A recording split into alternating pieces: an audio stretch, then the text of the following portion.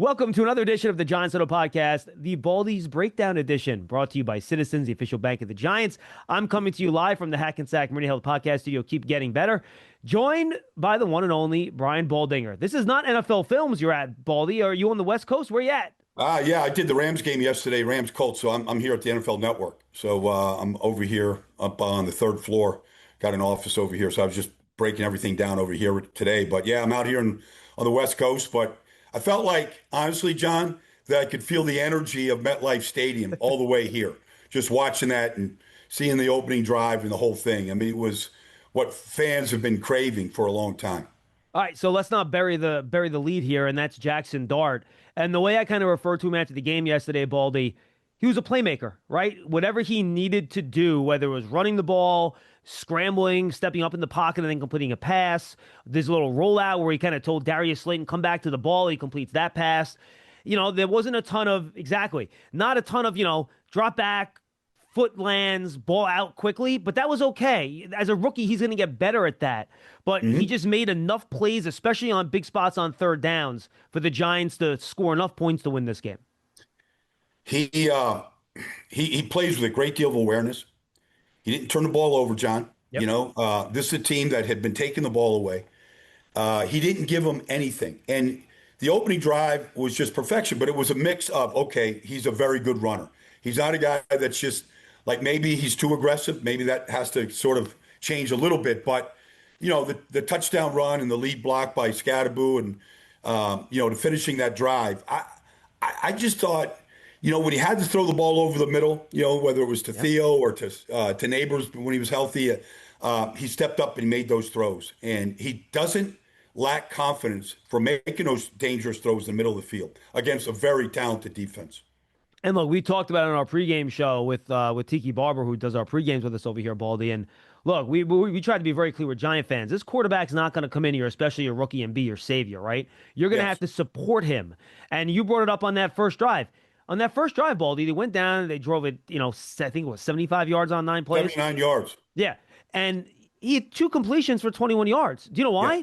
Cam Scadaboo ran the hell out of the football. Jaxson Dart ran the hell out of the football. They gave him the help he needed so he could succeed. Not just that, but I felt like he energized not just the whole team. I felt the whole team was pulling for him. And, they hadn't had a lead like that. They got the lead. Obviously, the defense fed off all that all day long. That's a team that has come back against Denver. They had come back against, they'd had comebacks to get to 3-0. And that never happened. But I felt like he did, he just willed it, with his scrambling ability, the design and the mix of designed runs. It becomes extremely difficult to defend teams when your quarterback is a good runner. You have to count for all 11. And the Chargers, they've got a very good defense, but they had trouble accounting for him in his scrambles, and even the shovel pass to Theo for the touchdown. Like the attention to detail on the fake, just to draw enough guys out, and then you don't just do that. You've got to practice that. That's something you got to work at to make it look so like he's been doing it a long time. And he's hasn't been gotten a lot of reps, but I thought the attention to detail with some of his play fakes in the run game were really good. And then Baldy, the competitiveness and the toughness, right? He hurt his hamstring in the middle of this game. And, he was holding on the sideline. They did not run nearly as much, if any, zone read in the second half of this game, I think, because of that injury. But he still scrambled when he had to. He ran when he had to, even though you could tell he was not as healthy as he was in the first half of this game. Well, he had the long run that got called back because of the penalty. I mean, he's going to get almost 100 yards rushing if that doesn't get called back. But, yeah, we saw him grab the hamstring. We saw Russell go in there, and, he wasn't happy with all of it, but he played through it. And, to come out with a victory against that team, the way they were playing, they couldn't have done it without his overall toughness. And Baldy, I told the people, when you were texting me last Friday, I was in the middle of hosting Big Blue Kickoff, and I told the people what you told me over text, that this Chargers defensive front, specifically their tackles, have been playing as well as any group in the league. And, the Giants, let's be honest, the interior of the offensive line had struggled at points this year. All across, all three guys have had their Yep. games where they did not play well. I thought they did a heck of a job in this game in both the pass game and the run game. Yeah, I mean, look, Tua Piloto got, he got his share of sacks, and he took probably more sacks than any quarterback wants to take. Yep. But outside of that, I thought they neutralized the guys, T.R. Tart and you know Caldwell. you call well. I mean, there's a good group in there, and they made some plays on short yardage, and they stuffed them one time, on a fourth down. But I thought overall, I thought they handled that group pretty good up front. Hey, look, in Dart, he took 5 sacks, right? But I think in 5 or 6 weeks, Baldy's, he starts figuring this stuff out. Two or three of those sacks, he's not going to take. He's going to know to get the Oh, ball out. yep, He had a couple of those naked boots where instead of just dumping it off to Wandale, he held the ball and he got sacked. That's the stuff a rookie quarterback, I think, is going to figure out. I do too. I think he's going to be a fast learner, and I think he wants this. He wants this position. I don't think it's too big. I you know I you know nobody. Nobody could have predicted this victory yesterday, but it was a total team victory, and he's a big part of it. And going forward, now that he's going to get the reps and the attention, and there he is texting Dable, at late at night, about red zone offense. Well, maybe that worked. Like he's been tireless to begin with. He's done everything right. Everybody that been in that building, like you have, John, since the beginning, he's you got to put the work in, and he's going to put the work in, and that it's going to transfer at some point. Yeah, no question about it. I'm with you 100% on that. And I mentioned the run game, Baldy. Yeah, it was only 32 carries for 107 yards for the running backs in this game. But Dable said it on Monday at his little Zoom conference call. The volume of runs Yep. can help a young quarterback, right? Yeah, and Motor too. Like it was Yep. Scatterboo, but Motor gave you a couple good runs, and the number of runs are important. You can't just let your quarterback drop back against these defenses. The defenses are too talented. They've got too many playmakers on the Charger side of the ball. Like you got to balance it up. You got to take some of the pressure off the quarterback, and the way you do it is by handing off. And we saw the toughness of Scatterboo. We saw the blocking of Scatterboo, the pass protection, the overall toughness of that position is you can't state it any more clearly than what they provided and how they helped the quarterback out yesterday. All right, and I will get to neighbors at the end of the podcast. I want to talk to you about that. Anything else on Dart or the offense you want to hit before we shift over to the defense? I just think, look, I mean, the fact that he didn't turn the ball over, and he's running through that defense, and and he's getting hit and he's getting sacked, and he didn't put the ball on the ground and lose anything. They didn't give him any easy possessions. I think that was really important because obviously the defense did their job. Huddle up, get in here. If you're lined up here, you gotta go over the middle with it to score. Right. How do we make that happen? I don't know. But Citizens does. Make sense of your money with Citizens, official bank of Eli Manning. No, I think that's 100% right. Want to ask you about the red zone real quick, Baldy. 2 of 5, better, but not where you want it to be in terms of scoring touchdowns. They had that tough false start, 1st and goal at the 3, that put them back at the 8. They didn't score a touchdown on that drive. They kick a field goal. What are some of the things you'd like to see from either what they're doing schematically, play calling, execution? How can they get better in the red zone, which, they're going to have to if they want to keep winning games?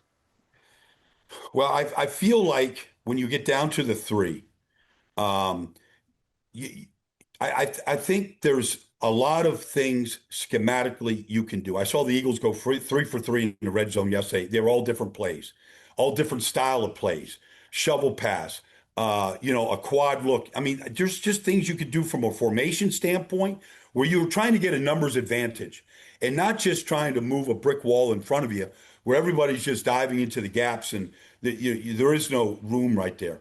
So I do think there's things you can do with the quarterback, whether it's pitch options, using him in the run game, using him as a decoy in the run game. I just think there's things that you have to really look around the league and see how some teams are more successful than others than just trying to, okay, well, we're going to run behind, John Runyon and, Andrew Thomas. Like sometimes you can have good players, but you got to find different ways to do it. And I think that appetite to try to be successful in that area of the field, especially when you get it, after Dexter's interception return, you're at the 3. You've got to turn it around and go to it. And I remember asking Kurt Warner about red zone offense one time. He goes, He goes, well, you can design all the red zone offense you want sometimes. But, if you've got Larry Fitzgerald and Anquan Bolden, sometimes it's good just to throw it up and let them guys go get it. Now, they might not be able to do that right now. I think that there's a lot of schematics that you can employ here to be more successful than 2 for 5. You mentioned Andrew Thomas. It's funny, since he never does anything wrong, you tend not to mention him, and you forget how good he is until you get through the tape and you're like, wow, I didn't see one missed block on the run game. He didn't give up one pressure the whole game. He was spectacular. Just absolutely. He shut, but like Bud Dupree, you didn't even notice him in the game because of the job that Andrew Thomas did. Well, that's what you hope. That's what you hope for, is that your name never gets called. And maybe it's somebody like me, just pointed out in some breakdowns or something of just about consistent he is. And that's what you want. You want your left tackle to be that consistent that, no penalties, consistent in pass protection, protecting the backside of your rookie quarterback, and the run game doing what you got to do. And so that's one of those games where you could give him a game ball and nobody's ever mentioned his name. Absolutely right. John Soto Podcast is brought to you by Citizens, the official bank of the Giants. From game day celebrations to your everyday financial needs, Big Blue fans can get the most out of every moment with Citizens. Learn more at citizensbank.com/Giants. Joined by Brian Baldinger. And Baldy, even though Jaxson Dart's the top story, to me it was the Giants defense that won this game. Yep. They had 2 takeaways. Giants finished +2. We kind of referenced the plays already. You had the Drew Phillips interception and the Dexter Lawrence interception that gave the Giants drive starting at the Chargers 3-yard line. So you could take 10 points and put them into the Giants defense column in this game because they put the Giants in position to score those points. And we talked after the Dallas game about how we thought the pass rush was good, but it failed to take over a game when the Cowboys had to throw at the end of that contest. Well, I felt like the Giants pass rush took over this game when Justin Herbert had to throw the ball with the Giants up 2 scores for a decent part of this game. They did. And look, they lost Joe Alt early in the game. That's a factor. So, and they lost the right guard and they lost, it doesn't matter. Justin Herbert had brought that team back with a lot of backups in the offensive line in the first 3 weeks of the season. And he couldn't do it. And they had opportunities in the fourth quarter to win that game.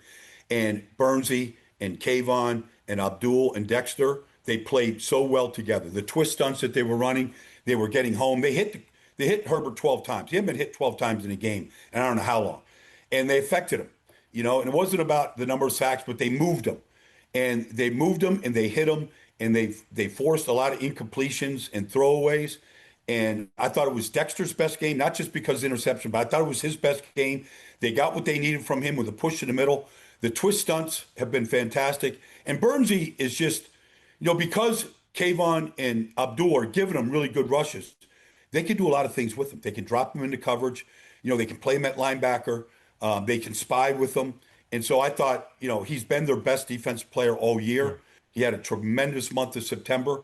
But now you're seeing the contributions of everybody else. And Abdul's ability to win one-on-ones, whether it is off twist stunts or just one-on-one right now, you see the talent that he has and how quickly, whether it's a spin or rip, like he's got the movement that you need to flush a quarterback.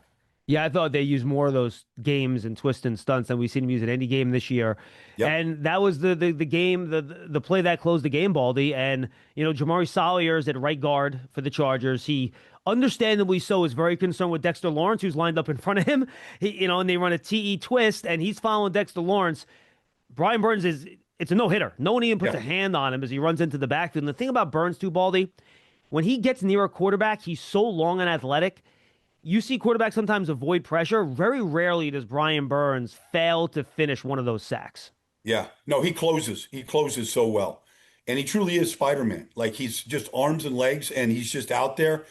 But when he gets when there's a position where the quarterback, is getting ready to throw, and he gets a chance to close that gap, to get that hit, to affect the throw, like, he doesn't miss.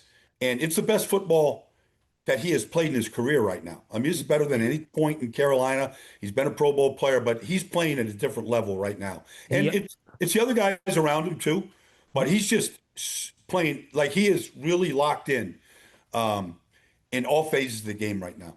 He also had the hit right after Herbert had to throw that ball that got picked off by Phillips. He was pressuring the quarterback on that too. And, it shows why sacks is not It's an important stat because it does dictate, success in wins and losses, but it doesn't necessarily indicate how effective a player was. You mentioned the quarterback pressures and quarterback hits from Abdul Carter, 0 sacks. But that dude was all over the place. That poor backup left tackle on the left side, Deculus, had to try to block him. That one speed rush he had, Baldy, he just gets around him, dips. I'm not even sure Deculus got a hand on him on the play. And then those other twists and stunts, you saw. And look, they had to use him as an off-ball linebacker a lot last week. They weren't happy about it, but they had to because of Darius Muasau's injury. Yep. They got him back on the edge and around the line of scrimmage this week on the line, and you saw it. You just can't block that guy. Well, I always say that, if you want to win the 100-meter dash, you got to have a great takeoff. You got to have a great start. And when he gets a great start, I don't care if it's Joe Alt. I don't care who it is out there right now. Like, he's going to have a chance to win. Now, the play that you're talking about against Deculus, I mean, he got him turned right away. He didn't get a hand on him. And he turned that corner. That's those type of guys are rare. That's why you have to get them at the top of the draft. If you want to know how to manage 2 minutes of crunch time football, I'm your man. But if you're wondering about a long-term financial plan, you should talk to Citizens. Hey, I can also talk lawn care. I'd like to learn about a mowing routine. Yes, I knew I could help. Make sense of your money with Citizens. No question about it. And go back to the secondary play for a second. On that same Burns play we talked about that helped close the game. That's why you have a good pass rush, Baldy, because when you look at the whole 22, you see Ladd McConkey run into Deonte Banks, and Quentin Johnson has no one within 25 yards of him running a deep over route. That if that's not a touchdown, he's going to get tackled by Holland inside the 10-yard line. And that was literally a game-saving sack, because if Herbert has maybe, a second more, that ball's out half a second more, and that could be a touchdown for Quentin Johnson. Well, the offense had completely changed this year because of Quentin Johnston's ability to finish those plays. He had a 60-yard touchdown the second game of the season against the Raiders that they couldn't stop. He's been the difference maker. Now, Ladd McConkey had some, he had a couple drops that are a little unconventional for him, but it doesn't matter. They made the drop, and you can see that, Herbert had been showing tremendous toughness, and he'd been really good at extending plays this year and running. He'd become a much better runner, and they took that away from him yesterday. Yeah, he had that 124-yard rush. I think it was on a 3rd and 19 early in the game, something like that. When, by the way, tip your cap to Omarion Hampton. He took out 2 guys on the block on that play. Great play. And to see a running back like him in the same game, Baldy, basically for Paulson Adebo, who was not a small man, on his back, carry him 10 yards, and then a few plays later, he's running away from defensive backs for a 50-yard touchdown. That dude has some traits. I don't know why the Chargers didn't run him more, to be totally honest with you. He's going to be a heck of a player. Well, that was his best game, but he'd been coming on. And in the receiving game, he catches everything. He's got great hands, and he's unbelievable, after contact. And so, the touchdown run, got him back in the game. But that was, that's just a great individual play. I mean, you want to get that guy to the ground, but you could tell, he's a difficult guy to get to the ground. I mean, that's why he was a first-round pick, and guys don't want to spend first-round picks on running backs. But some guys are just difference makers, and that's who he is. I want to go to the play at the end of the half, Baldy, because I think this is something the Giants will have to clean up. They still have allowed too many big plays when you can't afford to allow big plays. Deonte Banks gets beat on a double move. Dane Belton, it looks like cover 1 to me, but it's almost like a split safety look. So I think Belton just has deep responsibility on that side, which, again, I don't know the play call. But if that's the case, you tell me what you think. Belton's got to get over the top on that, and he can't let that pass get in there. But at the same time, in that situation, I don't think Banks can bite on that stutter go either, because the Chargers need a deep ball in order to get a touchdown in that spot. You want to keep everything in front of you at that point. Exactly. You're not going to – the chance of of biting on that and intercepting it or just keep it in front of you. Make the tackle the catch. That's what you want to do. You just want to tackle the catch at that point. And for both of those guys to not be able to make that play, that's unfortunate. But you got to put that play up there today, and you got to show it to them. You got to make sure they understand situational football and where they're at in the game. Yeah, absolutely right. I'm with you. Anything else on the defense you want to hit before we touch on Neighbors?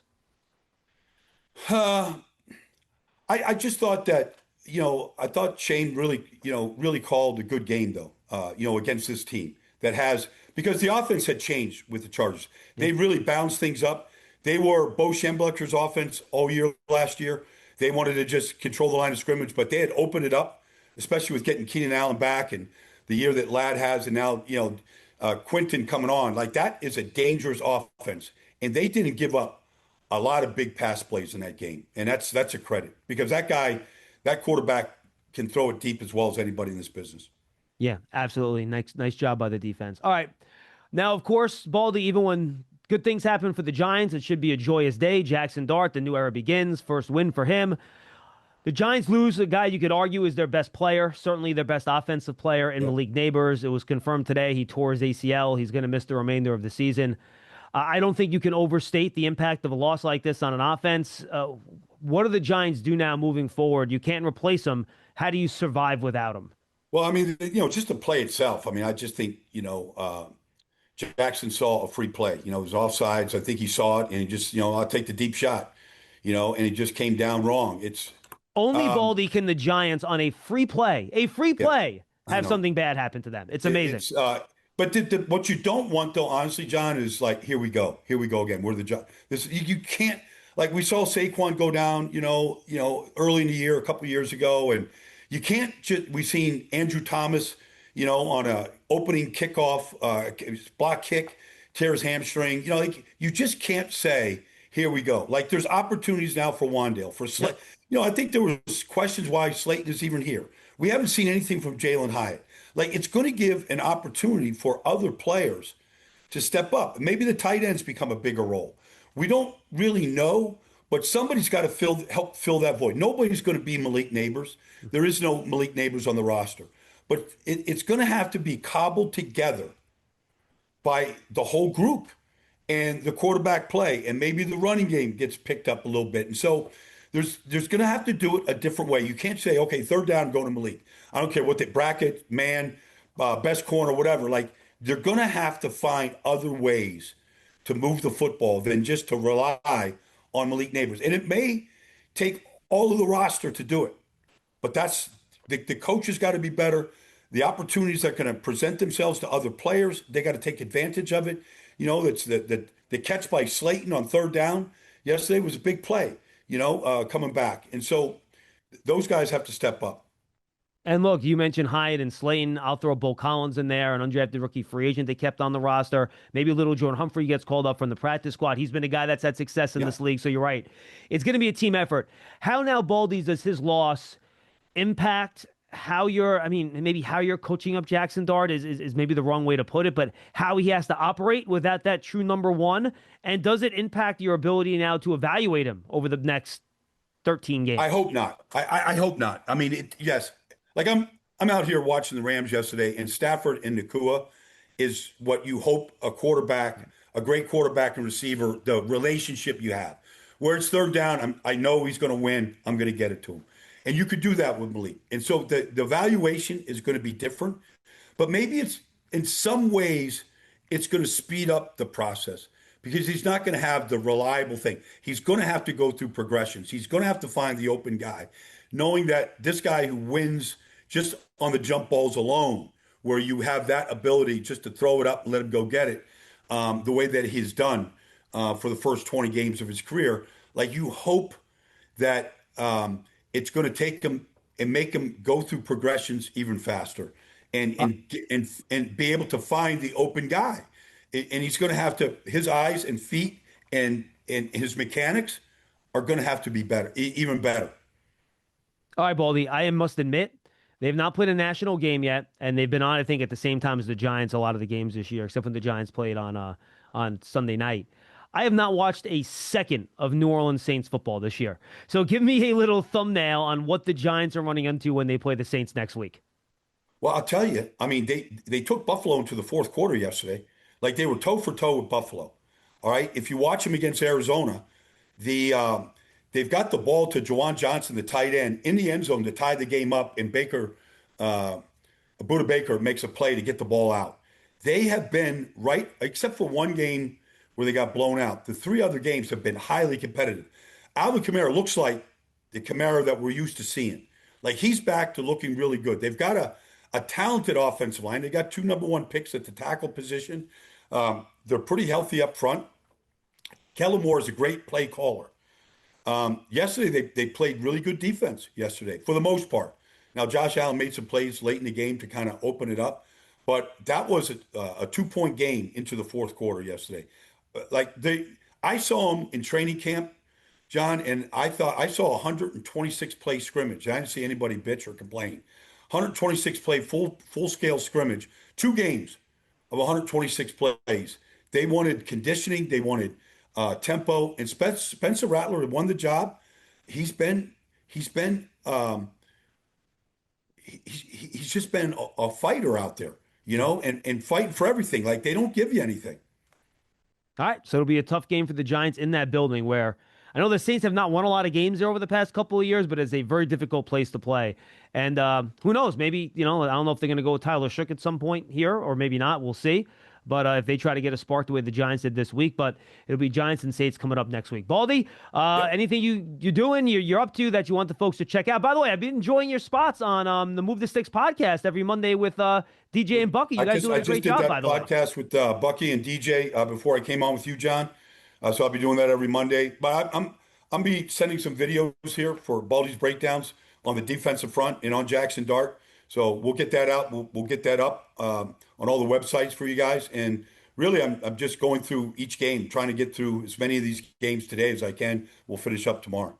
That's the special Baldy's breakdown edition of the Giants Huddle Podcast, brought to you by Citizens, the official bank of the Giants. For Brian Baldinger, I am John Schmelk. Hopefully, we'll talk to you next week.